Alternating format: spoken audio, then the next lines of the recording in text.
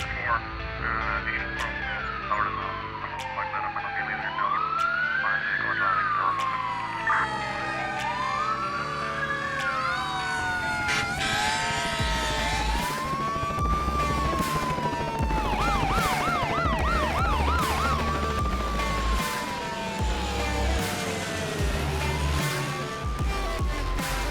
Hey everyone, it's Sam, and welcome back to the 911 Nonsense podcast. To stay in the loop, learn about upcoming guests, and join in the conversations with the Noon community, follow us on Facebook, Instagram, and Twitter. And hey, if you like what you hear in this episode, don't forget to like, subscribe, and share. Your support means the world to us. Greg, a police officer, veteran, and co-founder of the Overwatch Collective, shares his powerful mission to bring culturally competent mental health care to first responders and military members. From his own experiences in law enforcement and the military to the devastating impact of a colleague's suicide, Greg opens up about why this work matters so deeply. With over 2,700 therapy sessions funded and a goal to place vetted therapists in every state, the Overwatch Collective is changing the mental health landscape for those who serve. Let's get started. Hey guys, are you looking for a top-notch first aid kit? Look no further than Jump Medic. Owned by a seasoned paramedic with over a decade of EMS experience, their kits are user-friendly and packed with essential supplies. From the most popular Pro Gen 2 to the compact hardshell kit, they've got you covered. You can even customize your own kit with the Build-A-Bag option. Enter the code NOON10, N-O-O-N, the number 10, and enjoy 10% off your order. Free U.S. shipping, and everything is HSA FSA approved. Visit jumpmedic.com and follow at JumpMedicUSA on Instagram. Stay prepared with Jump Medic. All right, Greg, thank you so much for joining us on the Noon podcast today. How you doing, man? I'm fantastic. Thanks for having me on. Yeah, no problem. I'm so excited to have you here. Our schedules have been so conflicting. I think we've been talking for like a year, maybe a year and a half, trying to get you on the show. We're both so busy. You have your own podcast. You have all your own stuff that you're doing on top of working full time. Can I get an introduction for you? Yeah, of course. And I'm glad that we're finally able to make this happen. That's usually the tough part about scheduling podcasts with this community. So I'm happy to be here once again. Thank you. Yeah, so my name's Greg Grogan. I'm been a police officer for over 10 years, been in the military for over 12 years. Born and raised in California into a big military and law enforcement family. My brother was a smart one and became a firefighter. He's in Southern California and recently moved out to Louisiana, relocated police departments, military units, and I'm the co-founder along with Jesse Coulter. He's the other co-founder of the Overwatch Collective, which is a 501(c)(3) nonprofit and podcast, providing a smooth and confidential process for our first responder and military community to get in touch with culturally competent therapists across the country while maintaining confidentiality with financial assistance provided. So um, very big in the military and first responder community. Obviously, I'm fully dedicated to doing whatever we can to normalize mental health, reduce the stigma of reaching out for help, and trying to save at least one life from dying by suicide. So I think that's the quick down and dirty of who Greg Rogan is. That's awesome. And so you've been in military and you've been a police officer for multiple years now. Is that something that you knew you'd wanted since you were little? Yeah, and so my father actually recently retired from law enforcement. So he did 44 and a half years and 22 years in the military. So I always like to say I pretty much came out of the womb knowing I was going to be in a uniform of some type. Um, my brother, mom, and I always went to the police department to hang out with my dad and his coworkers and would go on ride-alongs and terrorize people around the police department, and my brother would go to the fire department. And then let's see, yeah, my dad was in the military, so he deployed overseas a few times when my brother and I were in elementary school and high school, and we grew up watching Saving Private Ryan, Black Hawk Down, Behind Enemy Lines, and uh, pretty much joined the military and police department because of him. And what is your position in the military?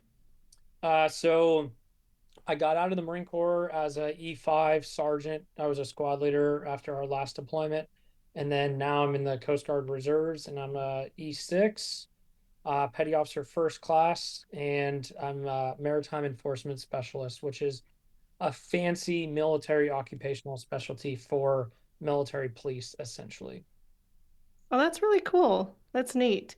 And Was your father disappointed that your brother got into the fire department?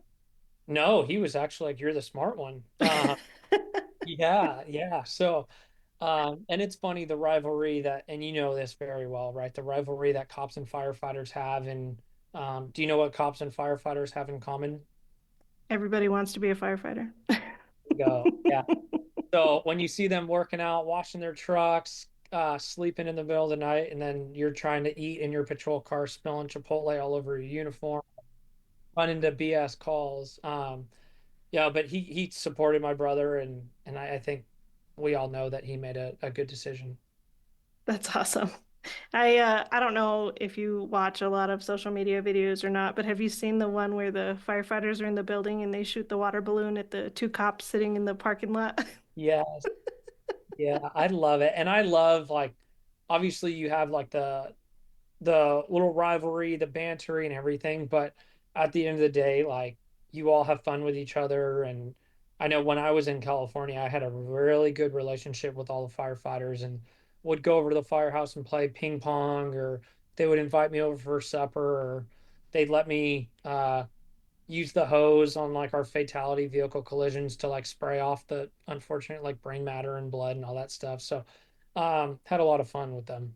That's awesome. So your move from California to Louisiana, was that a military move? No, no. So fell in love, recently engaged. Congratulations. Yep, planning a wedding and all that stuff. So I was born and raised in California, lived within like a 30-mile radius, and I came out here to do a presentation for the Overwatch Collective, the local department out here. Flew me out, put me up in a hotel, everything, and liked the Southern culture, the food. I liked her a lot. And I was like, hey, it's time to take a risk and change everything up. So renting out the That's a house. huge risk, dude. That's a huge that's a huge risk. So how long, if you don't mind my asking, how long did you know her before you made this decision? Probably about 10 months. That's fantastic. What a cool story, dude. That's really cool. And have you noticed a huge cultural shift between California and Louisiana so far? Yeah, it's good. So the culture out here, like you really do have that Southern hospitality. Everybody's that I've experienced so far, everybody's nice out here. Everybody invites each other over for supper, cooking for each other. Policing is a lot different out here as well, for talking about the career wise. They can actually be cops out here.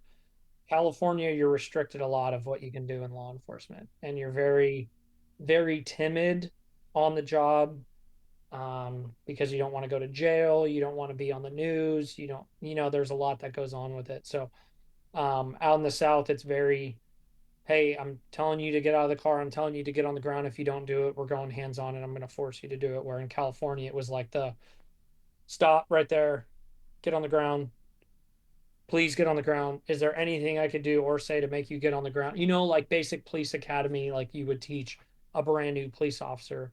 Um, and it was difficult being a cop in California. That's interesting. That's very interesting.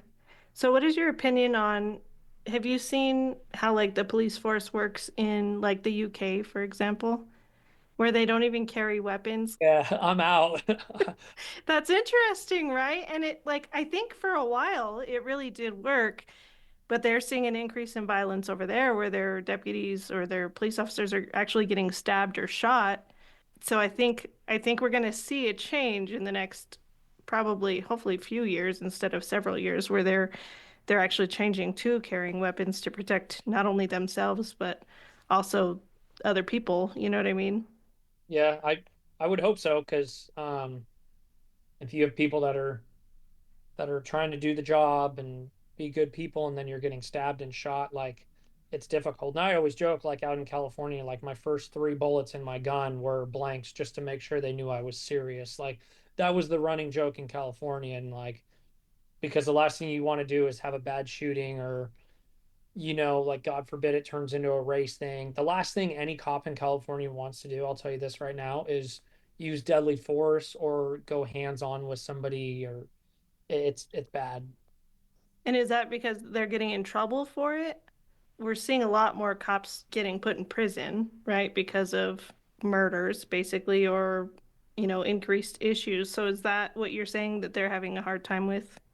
Yeah, I think that, and even if you are justified in a deadly force situation and you do unfortunately have to take a life, or just use deadly force, like you're still on administrative leave for a while. There's still mental health stressors that go along with it. There's challenges with the family. And it's the same all over the place, right? Like you can't keep the police officer's name out of the media or off the internet for forever. So there have been situations in the country where even though it's a completely justifiable shooting, an officer involved shooting, that people are still going after the cop, trying to find out where they live, threatening the family and all that. And it's just not something that you want to go through. Yeah, no, it sounds terrible. And I would hate to be in something like that. And we're seeing a little bit of a push now for paramedics to wear the cameras also. Do you think that would be a good idea for EMS? Yep, 100%. I think all of them should have cameras on. There should be cameras in the ambulances. And so recently there was just a, I don't know if he was a EMT paramedic or firefighter that was on a like a rescue ambulance, but he was recently stabbed by somebody that they were transporting and trying to help. So, yeah, I mean, in the back, like I've definitely responded to ambulances called for essentially code three cover for law enforcement to come because of their the person that they were transporting to the hospital was starting to fight him and everything. Mm-hmm. And they don't have any less lethal options. They don't have specific defensive tactics training or handcuffs. They're kind of just like, hey, I hope you go along with the program. Their verbal judo is pretty good. Yes, verbal judo. Sometimes verbal judo can only get you so far. Yeah, I agree. Do you know a lot about that situation? I do not know. I'd have to Yeah. Google. So I guess the patient that they were transporting had a history of becoming violent with PD and first responders. It's interesting, right? I wasn't there. I don't know. I can't like claim to know everything about that call, but like being out here in New Mexico where the cops are very busy and we don't have a lot of backup a lot of the time. There are days when you get put in those positions, right? So we had a just a the story cracks me up, and I'm not trying to be a dick, but it was just one of those calls where you're like, this is so ridiculous. We got called for a young lady that was stumbling in the street. She'd been intoxicated.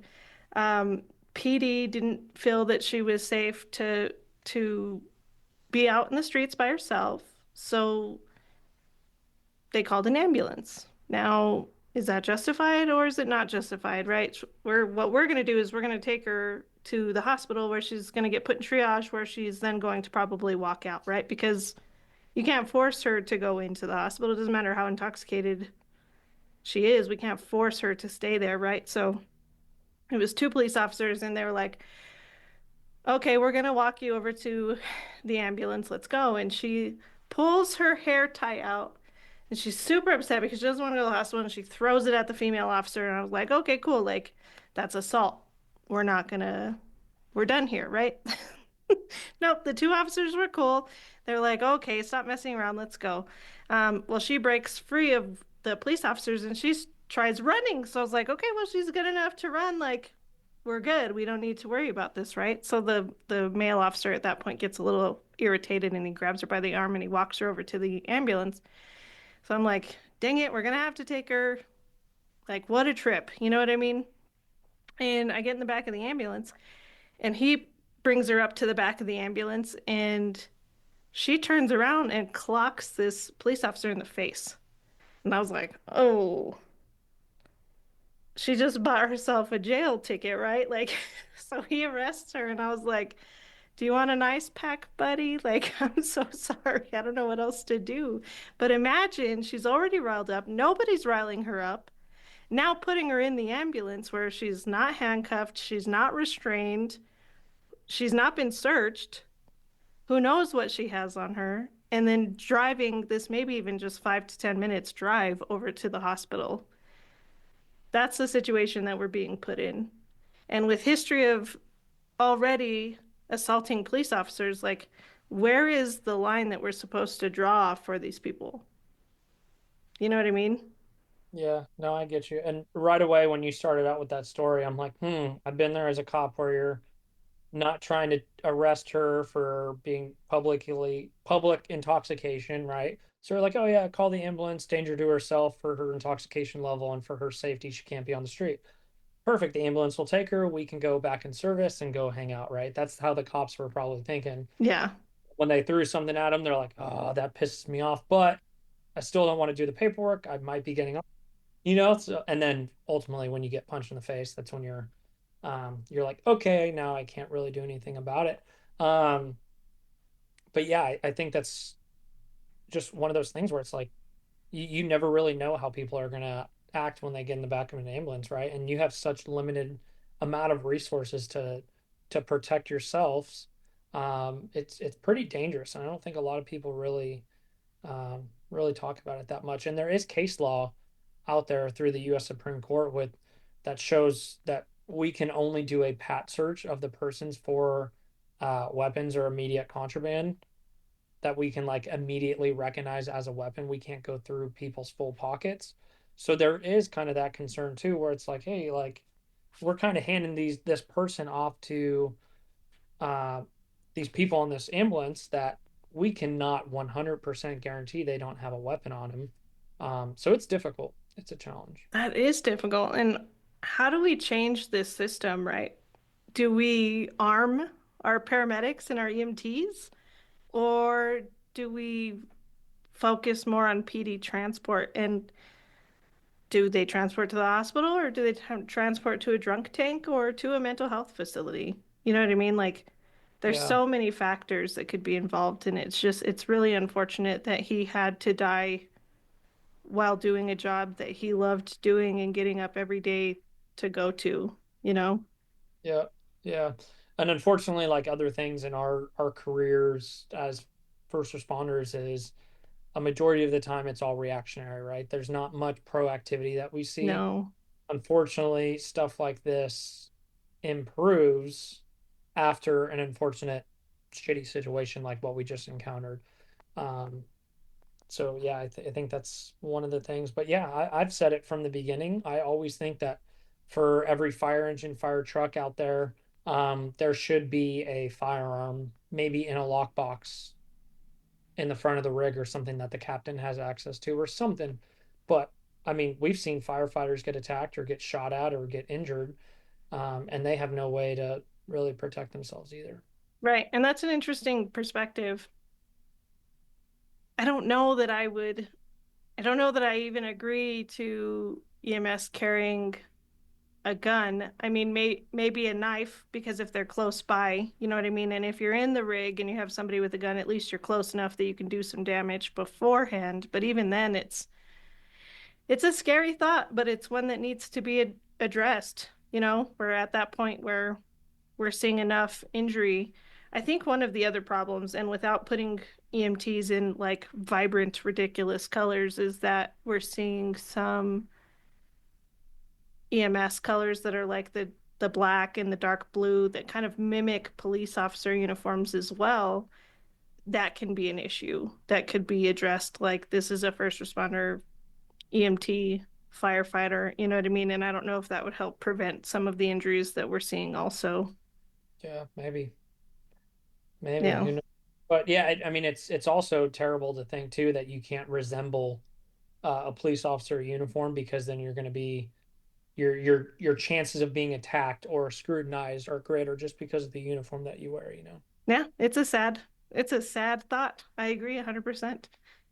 100%. It's unfortunate. I was also, I don't know, I don't know how comfortable you feel talking about this stuff, but the police shooting of that 18-year-old kid just recently, I think yesterday they had said that they proved he wasn't holding a gun, but the dad said that he was going to take an eye for an eye. And on the day of graduation, the father of the son that was killed by police officers ran over a police officer that was assisting the graduation traffic control. Yeah, I think I saw this. I saw a video on Instagram, and correct me if I'm wrong, but It's the case where he was seen in court and then he's walking by the police officers and they're like staring. Okay, yeah, same case. Yeah. Yeah, so supposedly they were all there to intimidate him. I don't know if that's how that works or not, but yeah, he was walking through the court with his head held high because he murdered a police officer. And that's a whole other, like, the situation that we're in as a country right now is pretty hard. It's hard to swallow some of these pills that we're being dealt with right now.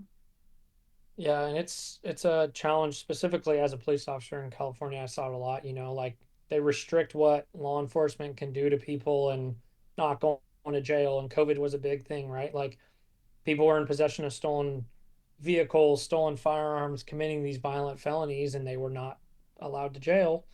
And then it still continued. And unfortunately, politics plays a role in that. I'm not getting political here, but you start to lessen the punishment for the crime. People are going to start to get more ballsy, wanting to commit more crime because they know that our limitations and capabilities as law enforcement that day. So they're going to risk it more, which increases the risk and danger to the public in addition to our first responders. So kind of just a recipe for disaster. And there's a serious lack of accountability in the community, I think.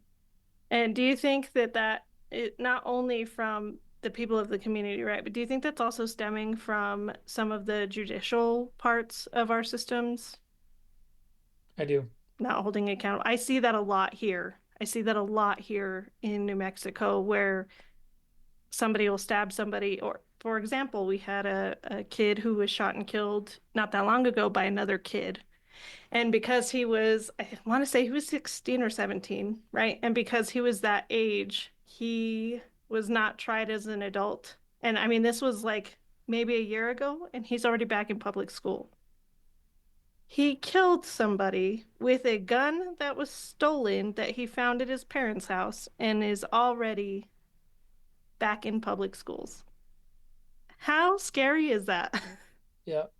Yeah, it's definitely very scary and for me personally, and I don't know if any other police officers are out there that are listening to this, but the amount of juveniles that we have been seeing committing these crimes and carrying firearms and these violent felonies and robberies and all this, a lot of them are juveniles these days.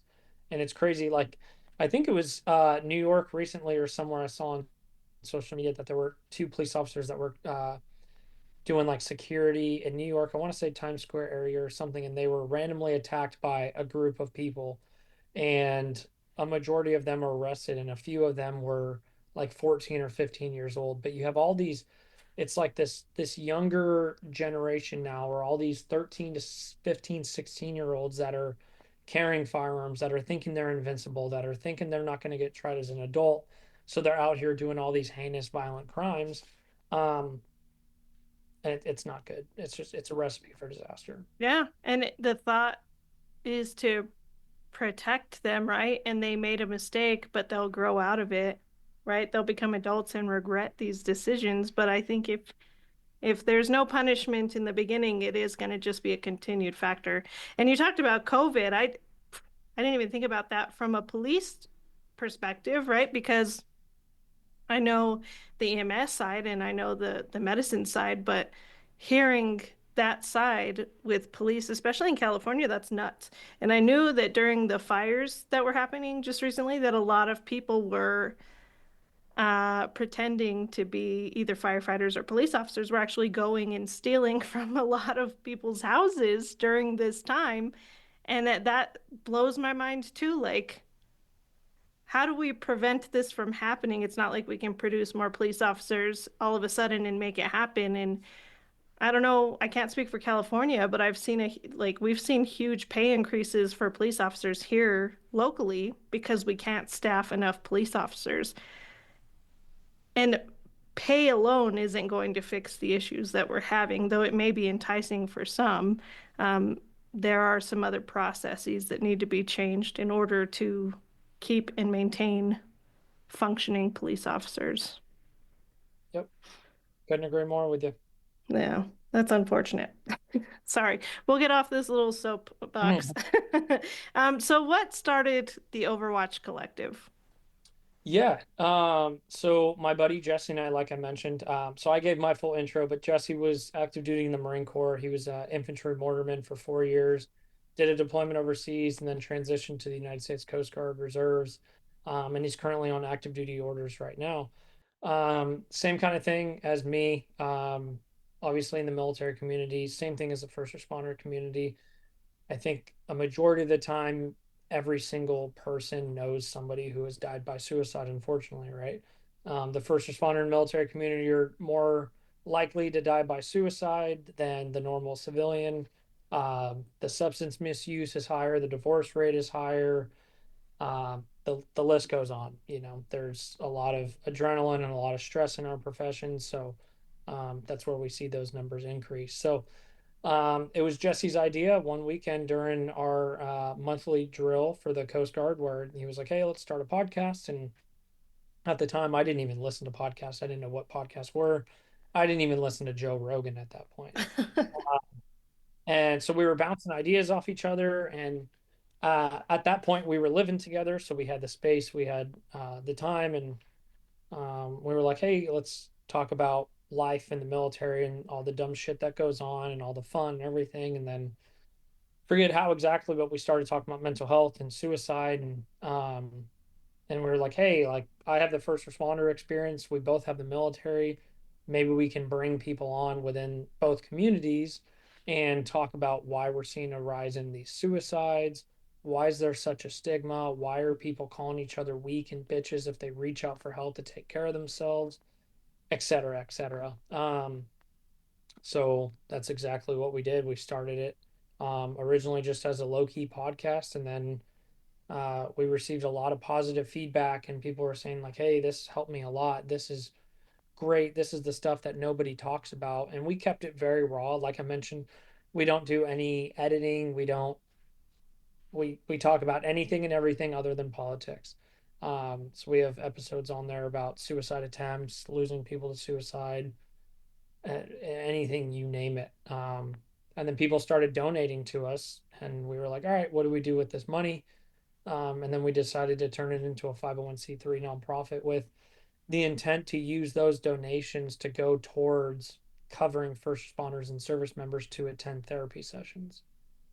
And that's amazing. I don't know how hand in hand you are working with the Rung, but I've known a few people that have used the Rung services. I hadn't even actually heard of you guys until a couple of years ago when I started podcasting myself. So it's really, really cool that you guys are doing this program and that you guys are offering these services to people. Do you have any numbers on how many people you've sent to therapy sessions? I do, yeah. So thankfully, our treasurer Cheryl, she give us our updated therapy statistics every Sunday. So, as of last Sunday, I don't even know the date of that, probably like 5/4, May 4th or something. Um, so as of now, we've had 262 people go through the Overwatch Collective to get connected to our competent, vetted therapist while maintaining complete confidentiality. We've either fully covered or financially assisted 2,793 therapy sessions, Wow. and we're at a grand total of $285,547 spent on therapy costs. Holy smokes, dude. That's a lot. Good job. How important do you think having a culturally competent therapist is? I think it's a game changer, specifically for our community. And I just had a meeting a little bit before this where um, she was talking about how a service member went into a therapy session and for the first time and was like, it took a long time to get the courage to reach out for help, and then goes to this therapist that was not culturally competent and trained to work with our military community. Um, and it was a terrible therapy session and it turned her off. She about faced immediately left, and now it's like, hey, I never want to go back to therapy. Like you hear all these podcasts, all these nonprofits talking about how great therapy is. Well, if you finally get the courage and you take that big step to go get therapy, right, which is hard for our community to do because of the stigma, because of the repercussions, because of how your teammates may look at you, and it's a terrible therapy session and that's not the right therapist for you, we just lost that person to therapy. Not only that, but they're probably going to go talk, right? Because this is all like high school. Everybody knows each other's drama, where you're going to go talk and you're going to be like, dude, I had a shitty therapy experience. Don't go to therapy, blah, blah, blah. So, Yeah, I think that was a huge, I mean, I can't speak for other people's experience, but I can tell you, so many times I've heard of people not wanting to go to therapy because they were either afraid that they were going to break their therapist, right? Or that it just wasn't what they needed. And I push people to keep trying. And if you find a therapist that you're just not jiving with, whether they're culturally competent or not, just to keep trying. Find somebody that you do get along with, whether they're a first responder therapist or not, right? Because sometimes we might not want that. Sometimes we want somebody who's not connected to that in by any means, but it is helpful, I think, for us to feel comfortable sharing our stories, our really, really bad stories, or really, really deep down bad thoughts that we might be having with somebody who kind of understands what we're going through. So I agree. I do think that it is very important to have a culturally competent provider to speak with in the very beginning, at the very least. yeah, there's been countless podcast episodes that I've done where whether it's a first responder or service member where they finally take that big step and then they vomit their story to the therapist, right? Whether virtual or in person, and the therapist essentially gets secondary post-traumatic stress from it, and they're like, oh my God, is that really what you see? Or that, like, I always say it's like one of those Apple emojis with the eyes sticking out like the wide open, people have told some of their stories and their therapist has broke down in tears. And Yeah. that makes that person that's finally reaching out for help be like, holy shit, I really am messed up. Like I just made the Yeah. therapist Yeah. cry. So that's not a good experience, right? That's not good for that person's mental health. So um we really focus and prioritize our efforts on ensuring that all of our therapists that we contract with have the proper certifications, proper experience um to work with our community because we know firsthand the risk of sending somebody to a therapist that's not culturally competent because we know people very well. We can vet people very well. And that's why I think having a first responder and two service members that started our nonprofit is vital. Yeah, no, for sure. And so how hard is the process of vetting a therapist for your guys' company? Yeah, very good question. And it is very difficult to proactively search for competent therapists across the country. So as of now, we have around 100 therapists and we cover 48 states. So we're missing New Mexico and Hawaii. Um, and I'll tell you, yeah, your state, I know. So if you know anybody out there that you think's a good therapist for our community, please let me know. Okay, I'll Uh, start looking. please do. Thank you. Um, and I think this was a big eye opener for us, really realizing how difficult it is to search for therapists that are legit to work with our community. Just for us proactively doing that, right? Not in a state of crisis or like in desperate need to contract and find a therapist, right? Which always made us think, hey, imagine being somebody in our first responder military community that's struggling, that is like, okay, fine. Like I need to find somebody. They go on their iPhone and they're Googling, and then nope, can't find somebody. And then the next day, da da da da, nope, can't find somebody. Google, and then this therapist that they connect with is trash. Like they're going to be like, all right, fuck it, I'm done, I'm out. And maybe we just lost that person to suicide or even trying to reach out to a therapist. So um, it's a real eye-opening experience to see how difficult it is to find and vet culturally competent therapists. I bet it is hard. It's hard right now finding a therapist just normally. There's not a lot of people accepting new patients. There's not a lot of people who are accepting anything outside of like Medicare or Medicaid. And that's just here in New Mexico. So I imagine it is hard to find, especially a therapist, like a specialist therapist, right?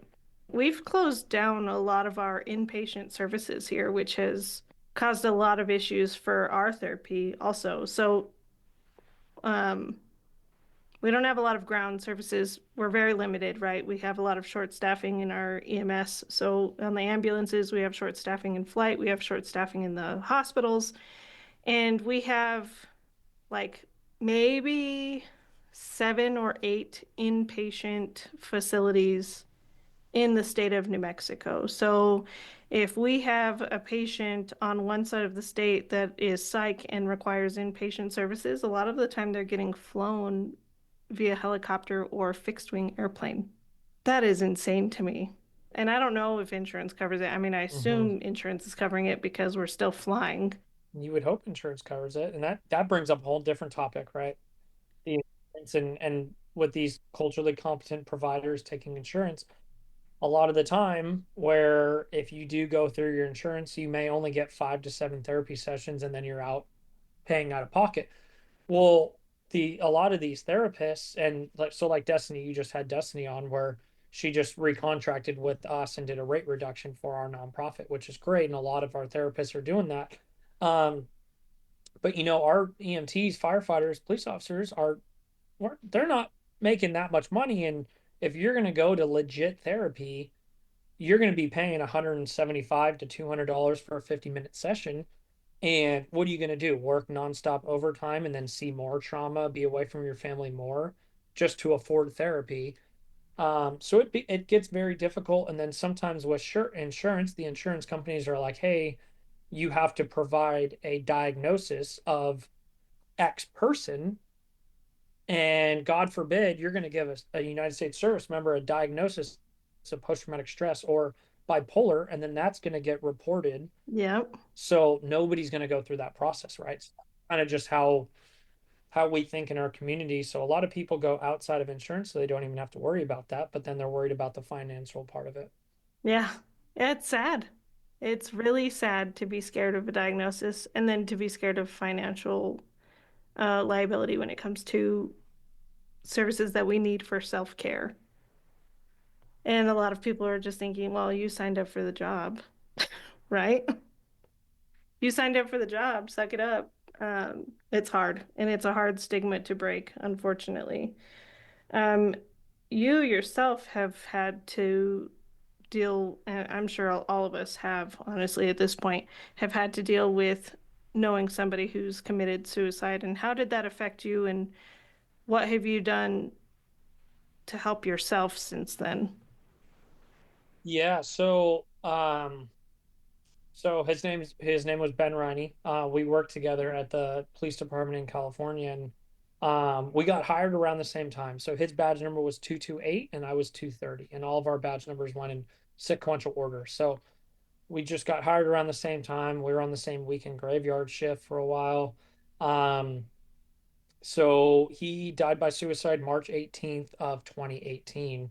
Um, and I feel like a majority of the suicides, you either see two sides of it, right? Where you either saw the red flags, you saw the warning signs, the Facebook posts, or the giving a bunch of stuff away, or making some subtle statements that would cause some red flags, or you don't see any signs whatsoever. Because in our community, we're supposed to be the helpers and have the big S for Superman or Superwoman on our chest, right? So Ben was one of the ones where I didn't see any of the signs. He had a bunch of money. He had a beautiful wife. Lived in San Francisco. He enjoyed being a police officer. He would stay late after shift and would not put in for any overtime.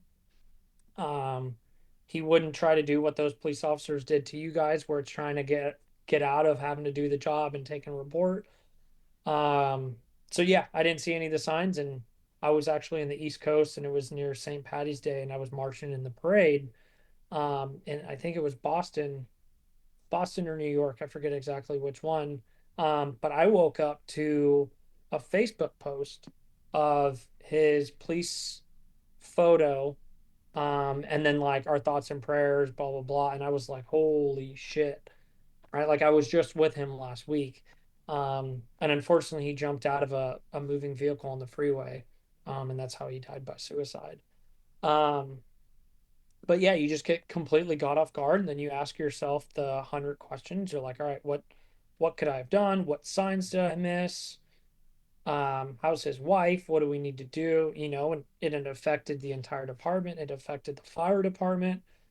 The county that we worked in was a very small county, and everybody kind of knew each other. So it definitely affected a lot of people. And um, yeah, that's the one that really sticks out for me. And that's one of the reasons why I wanted to talk about mental health and suicide awareness with the Overwatch Collective when Jesse brought up the idea of doing a podcast. Yeah, that's crazy. And I mean, the way that you describe it sounds like there were no red flags, right? And when you told me about what happened, it kind of sounded like almost like it was a rash decision. Like something snapped and it needed to be done right now, which Yeah, is interesting. Were there any suspicions for drug or alcohol use? not that I know of. No. No. That's crazy. Yeah, that's unfortunate for you guys and your whole department. And it's really shitty that you had to find out via Facebook, right? I feel like more and more that's how we're finding out that our coworkers have passed away is through Facebook first, right? Yeah. What happened to text messages and phone calls? It's just not like it used to be anymore. I guess that's the fastest way to spread the word is through Facebook or Instagram, which is absolutely insane. Yeah, yeah, and it definitely is easier to kind of take that blow over the phone, right? And let's be real here. Like everybody has pretty much gotten that phone call before, whether it's grandma or grandpa just dying naturally, which sucks, but you would rather get that phone call. Yeah. Something like this where it's tragic out of the blue and it's like especially a suicide, in my opinion, you're like, holy shit, like I find out on Facebook or Instagram that I'm never going to see my friend anymore, and this is what happened. It sucks. Yeah. No, you're right. And it's almost, I don't want to say that it takes away the intimacy, but it feels like, to me personally, like it's just another body. And Hmm. that's how it's being processed as, which is, I'm not close with everybody that I know, right? But I am close with a few people. Yeah. Um, one of the guys that I used to be partners with, I don't talk about him a lot because it upsets me. But one of the guys that I used to be partnered with at the ambulance service here actually committed suicide. And when I worked with him, probably 3 or 4 years, if not a little bit longer before he committed suicide, like there weren't very many red flags there. Like it sounded like him and his spouse weren't getting along very well, but it wasn't anything crazy at that point. And I felt bad because I only saw him every once in a while, when I saw him on the ambulance. Hmm. But it's hard not to take it personally, right? Like you're seeing it on Facebook and you're like, how is it okay to share this in such a way that we can't make sure that the people who are receiving this message are okay? Right? And that's hard because this is an ambulance company that services a huge part of the state, right? We're the largest city in New Mexico. So there are hundreds of employees that work at this ambulance service. How do we share this without making it seem like it's not a big deal, right? That's Yeah. hard. It's a It hard is. hard thing to deal with and a hard thing to do. Yeah, it is, and it sucks having to tell people to relay the message or to just go through that. So that's the whole mission of the Overwatch Collective. That's why our motto is one more is one less. Like if we can help one more first responder, service member, spouse, significant other get resources or work on their marriage or stop drinking or stop using drugs, maybe it's one less suicide. Um, yeah, that's the mission for us. And I can tell that you're very passionate about the things that you do with the Overwatch Collective. Mhm. Would you say that this is one of like the proudest things that you've ever done in your life? Yeah, yeah, I would. As much as everybody wants to say like, hey, I want to get into law enforcement to help people and all that, like after you do a certain amount of years in law enforcement, I feel like you realize that like people suck, honestly. Like you see all this crime, you see what other people do to people, and um and like you try to do your best, but like is your best ever enough? And are you really making an impact on these people? Like you don't really know. Um, it definitely still an enjoyable career. I don't know what else I would do. Have a lot of fun doing it. I've also had a lot of bad experiences. But throughout the last couple of years of the Overwatch Collective, like being able to make a positive impact in the community that I was born and raised into, and having people reach out and say, "Hey, what you're doing is great. Keep it up. Like, mad respect for you. You've saved my life." Getting people connected to therapists in a matter of days while maintaining complete confidentiality and then paying for their therapy and seeing their reactions, whether it's over the phone, Zoom call, or email, and been like, hey, I've been trying to get in touch with a therapist, or I haven't been able to afford a legit therapist. Like, if it wasn't for what you guys do, I don't know if I'd be alive anymore. Like, that's the stuff that, like, gives me the goosebumps. It gives me the chills. It makes me want to keep going. Um, and continue to put in the work. And like a lot of the admin stuff is not fun, it's not enjoyable at all. um but it's what's needed to ultimately get people connected to therapists and take care of themselves and save divorces and keep people in their careers and have a healthy and happy retirement and not dying by suicide essentially. So yeah. That's awesome. So, what are the 5-year goals for the Overwatch Collective? So 5-year goal would be to have, I would say, at least three competent and vetted contracted therapists in every single state with a podcast attached to each of them. So I think it's really cool and special that we have a podcast attached to the nonprofit where all of our therapists, and then we also have a buddy program through the Overwatch Collective where it's people on there that are within the community that are not therapists that are available to be connected to via email anytime. So you can just talk to a fellow police officer in another state via email and be like, "Hey, I listened to your podcast and I read your bio on the Overwatch Collective Buddy program. I'm going through the same shit. What do you recommend? What worked for you? What didn't?" So you can connect to a complete stranger that's just there to help. Um, so to have a podcast linked to all of our therapists would be huge, in my opinion. So if you get a person, say in New Mexico, right, the state that you're in, where he or she's like, all right, I've heard enough about therapy. I'm going to do it. I'm going to take the step. So you go to our website, you click on therapist, you click New Mexico, and then a list of three therapists pop up, right? So say it's me, you, and then another person. And they're like, oh my God, like after reading their bio and going their website, like I don't know which one I want to work with. Um, so then if we have a podcast attached to me, you, and then this other therapist, that person can take a day or two, listen to the podcast and be like, hey, Greg's personality sucks. Like he seems really dry.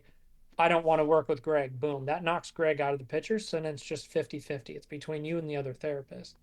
Um, so I think it just enhances the opportunity for that person to ensure that that first therapy session is as much of a success as possible, and getting connected to the therapist for the first time is as much of a win as possible. So I think that would be one of our big goals for 5-year plan. And then um, just to continue to get sponsorships, donors, grants. And I think hopefully in 5 years, I could be on salary through the nonprofit, maybe in addition to another board member, where we kind of do this more, uh, I would say close to full time, if not full time.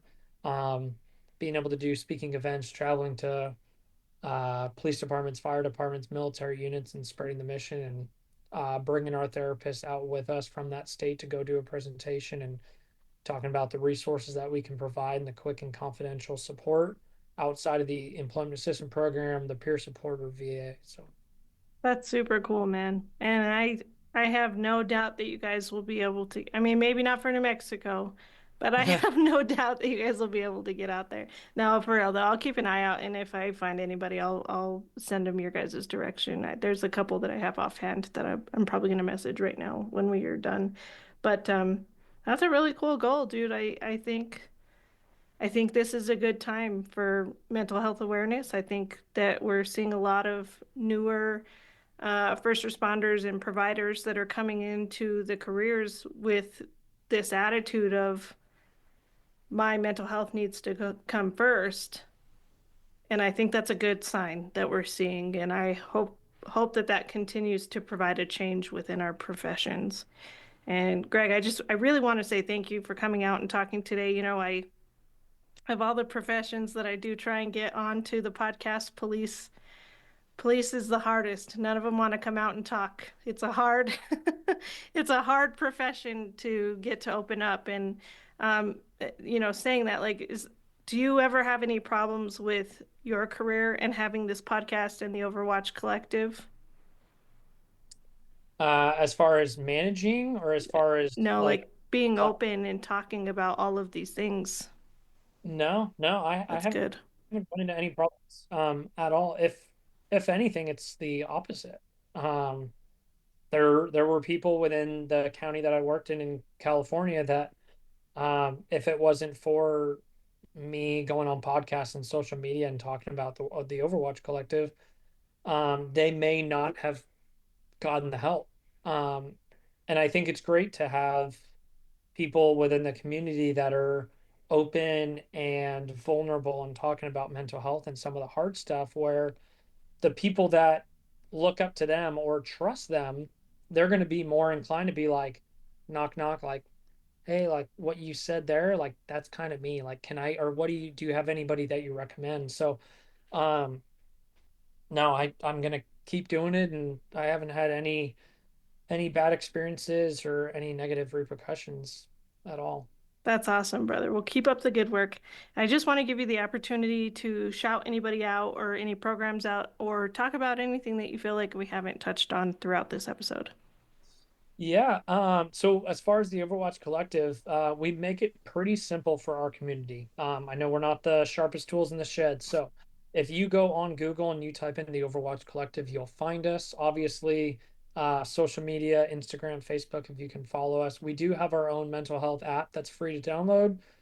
So it's for Apple users and the people that ruin all the group texts, Android users. It's also free for you guys and gals. Um, so yeah, free to download. You create a profile. You could put yourself as a first responder, service member, police officer, firefighter. It'll give you a blue ring around your name if you're a police officer, red if you're a firefighter, for example, yellow dispatcher, et cetera, et cetera. So we have other podcasts on the app. I need to get you on there that are personally vetted and added to the app by us. So it's all within the community. We have audio rooms, we have a wellness center. You can get connected to some of our therapists through the app.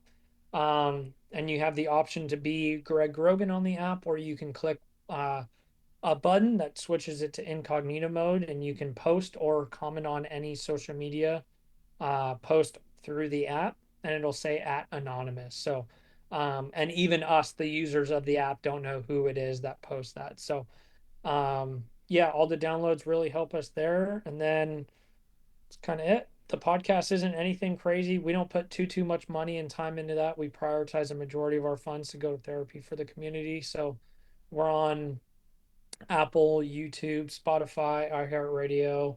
And then if anybody wants to sponsor the nonprofit or the podcast or donate, the Overwatch Collective, we make it pretty simple. That's awesome. And so is the name of the app the Overwatch Collective as well? It is indeed. Perfect. Yeah, you made it real simple. Yeah, we do. Trust me, we know this community, and we're like, we got to keep it simple. We ain't trying to spell or have big words in there that are difficult to spell or anything at all. So, yeah, and we try to keep it fun and lively in all of our podcasts. Like one moment you could be laughing, the next moment we're sitting there in tears and trying to hold back from crying.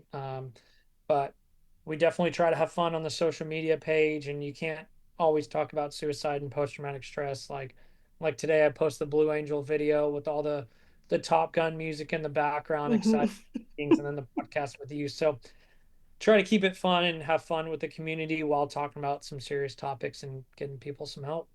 Yeah, it's good to have a little mix of all of it.